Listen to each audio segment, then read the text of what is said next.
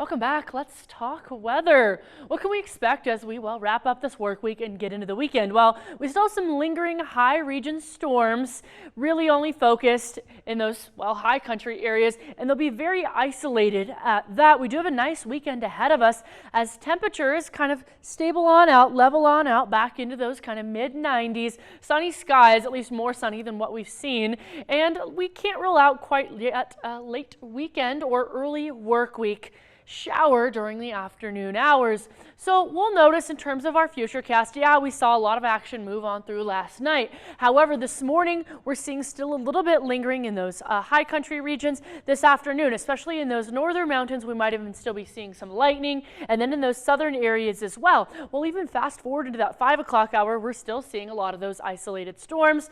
Locally, we might see just a tad bit on 7 p.m. hour, dinner time hour, but not likely. Then as we continue to watch this push on out, it's going to be that same trend into Saturday where we start off pretty calm, but then see again some kind of isolated showers in those afternoon hours, only again in those high regions, especially along that continental divide and central mountain regions.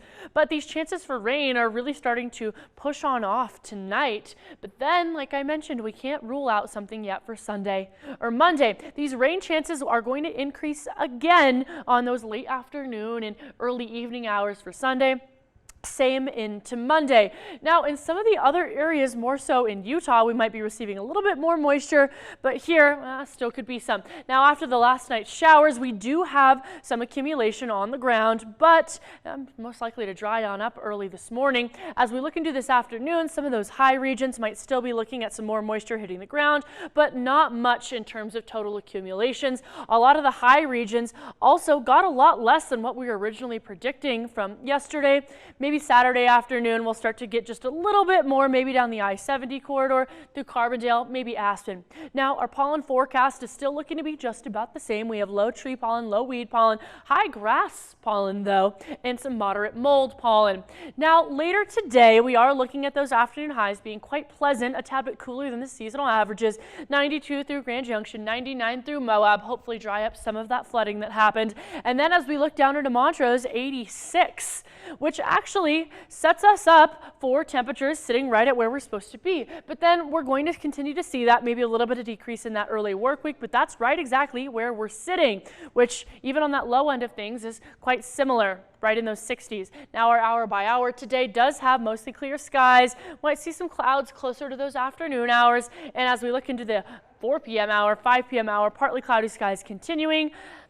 Evening starts still looking to be quite pleasant, even temperatures in those mid 80s. And even though we got all that rain, we're still in a drought, especially over Glade Park and even locally. So please still be fire weather aware, even though we got a lot of that rain recently. Discovery Outer Group's 7-day forecast has us again sitting in those 90s, rain chances on Sunday and Monday. The early work week, we will see some sunnier skies again. Now Montrose isn't very far behind as we see 86 today, 89 tomorrow, Sunday, Monday, even heavier rain to hit in those southernmost regions before that pushes out on Tuesday.